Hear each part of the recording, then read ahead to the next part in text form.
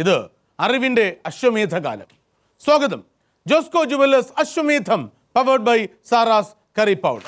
മൂക്കിന് താഴെ കുറച്ച് രോമം മുളച്ചെന്ന് കരുതി ആരും ആണെങ്കില്ല. ചങ്കുറ്റും ചങ്കുറപ്പും വേണം, അവന് മാത്രമേ ആണെന്ന് വിളിക്കാൻ പറ്റൂ. അതല്ലാതെ ചെറുപ്പത്തിൽ അമ്മ പാടിത്തന്ന താരാട്ടുപാട്ടിന്റെ ഹാങ് ഓവർ മാറായി ജീവിക്കാൻ നിന്നെയൊന്നും ആണെ കണക്കാക്കാൻ പറ്റില്ല.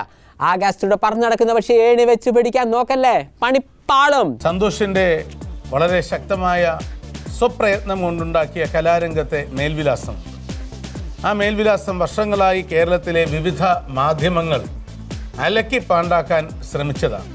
പക്ഷെ അശ്വമേധം എന്ന ഈ ബൗദ്ധിക വ്യായാമം നിങ്ങളിലെ നിങ്ങളെ കണ്ടെത്താനും നിങ്ങളിലെ നിങ്ങളെ പ്രേക്ഷകർക്ക് പരിചയപ്പെടുത്തി കൊടുക്കാനും ഉള്ള ലക്ഷ്യത്തോടു കൂടിയാണ് താങ്കളെ ക്ഷണിച്ചത്. പാൽനിലാവിൽ പറന്നു വന്ന പറവയല്ലേ നീ, രാഗതാളം ഒത്തുചേർന്ന രംഭയല്ലേ നീ, കാറ്റു വന്നാൽ തലയാട്ടും മരങ്ങൾ, പ്രേമം വന്നാൽ തലപൊക്കും നാണം, പാൽനിലാവിൽ പറന്നു വന്ന പറവയല്ലേ നീ, രാഗതാളം ഒത്തുചേർന്ന രംഭയല്ലേ നീ. കാരണം മനസാക്ഷിയാണ് ഈശ്വരൻ. മനസാക്ഷിയുടെ മുന്നിൽ നമ്മൾ ക്ലിയർ ആവണം. അങ്ങനെ പരമാവധി ഞാൻ 100% ക്ലിയർ ആണെന്ന് പറഞ്ഞാൽ എല്ലാം തേഞ്ഞാണെന്ന് ഞാൻ പറയുന്നില്ല. പക്ഷേ ഭൂരിഭാഗം ഒരു 95% വരെ ഞാൻ ചെയ്ത കാര്യങ്ങൾ എനിക്ക് കൺവിൻസിംഗ് ആണ്. അതിൻ്റെ കൂടുതൽ വിശദാംശങ്ങൾ ഈ ഷോയ്ക്ക് ശേഷം ശ്രീ വി കെ ശ്രീരാമന് ശ്രീ സന്തോഷ് പണ്ഡിറ്റിനോട് അന്വേഷിച്ച് കണ്ടുപിടിക്കാവുന്നതാണ്. ഞാൻ ഇനി പറയുന്നവയിൽ ഒരു പാരിസ്ഥിതിക പ്രസ്ഥാനം ഏതാണ്? ഒരു എൻവയൺമെൻ്റൽ ഓർഗനൈസേഷൻ എന്ന് ഞാൻ പറയേണ്ടത് എന്ന് നിർവചിക്കാൻ കഴിയുന്നത് ഇനി പറയുന്നവയിൽ ഏതാണ്? ചിപ്കോ, ചെഹാങ്ക, മർക്കാറ. മൂന്ന് പ്രസ്ഥാനങ്ങളാണ്. ചോദ്യം ഒന്നും കൂടെ. പാരിസ്ഥിതിക പ്രസ്ഥാനം ചിപ്കോ, ചഹാങ്ക, മർക്കാറ. സൂക്ഷിക്കാതെ. പ്രത്യേകിച്ച് എൻ്റെ ഫാദർ എനിക്ക് പറഞ്ഞതാണ്, ഋഗ്വേദത്തിലെ ഐതിഹ്യോപനിഷത്തിലെ പ്രജ്ഞാനം ബ്രഹ്മ, ബോധമാണ് ബ്രഹ്മം. എപ്പോഴും വളരെ ബോധവാനായി ജീവിക്കാൻ നമ്മളെ കോൺസെൻട്രേഷൻ ലെവൽ കുറച്ച് ഉയർത്തണം. ഇത് ചെയ്യുന്നോടിക്കയിലെ ബോധം ഉണ്ടെന്നുള്ള അഭിപ്രായം എനിക്കില്ല. എനിവേ നമുക്ക് കുറച്ചുകൂടി നമ്മളെ എന്താണോ നമ്മളെ കോൺസെൻട്രേഷൻ ലെവൽ അത് കുറച്ചും കൂടി ഉയർത്താൻ നല്ലതാണ്.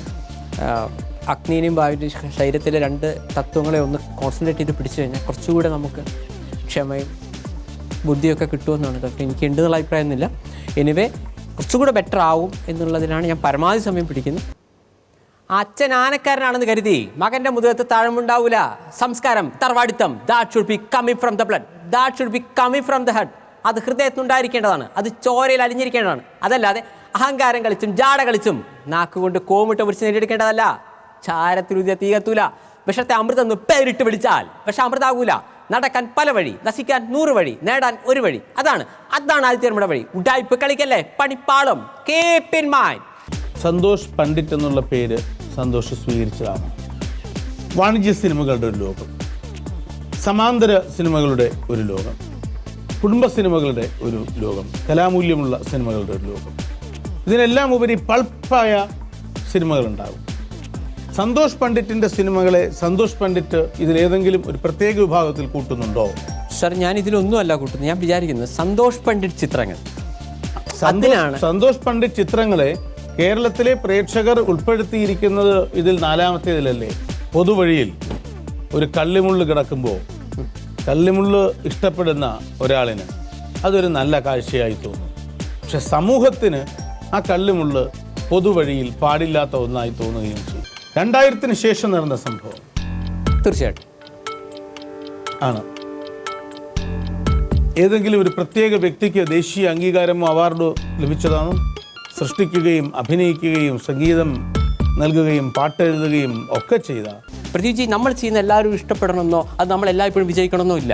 Participation is important. എൻ്റെ കഴിവിനനുസരിച്ച് ഞാൻ ചെയ്തു. അത് ശരിയാവാം, തെറ്റാവാം. പക്ഷെ ഞാൻ ആരെയും വേദനിപ്പിച്ചില്ല. ഞാൻ എൻ്റെ കഴിവനുസരിച്ച് ചെയ്തു. അത് ഇഷ്ടപ്പെടുന്നവരുണ്ട്, അവരുടെ എണ്ണം ഞാൻ കൂട്ടിക്കൊണ്ടിരിക്കും. ഞാൻ എന്താണോ വിചാരിക്കുന്നത് അവിടെ തന്നെ ഞാൻ എത്തിയിരിക്കും. Very good, very good. ഒരു ഗ്രാമത്തിൽ ഒരു ശുദ്ധജല തടാകം. ആ തടാകത്തിൽ നിറയെ വെള്ളമുണ്ട്. ആ വെള്ളമാണ് ആ പ്രദേശത്തുള്ള ആളുകളൊക്കെ ഉപയോഗിച്ചിരുന്നത്.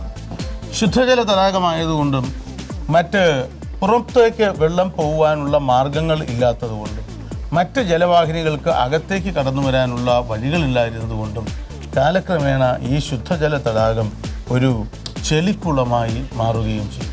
Because they were not open to the world.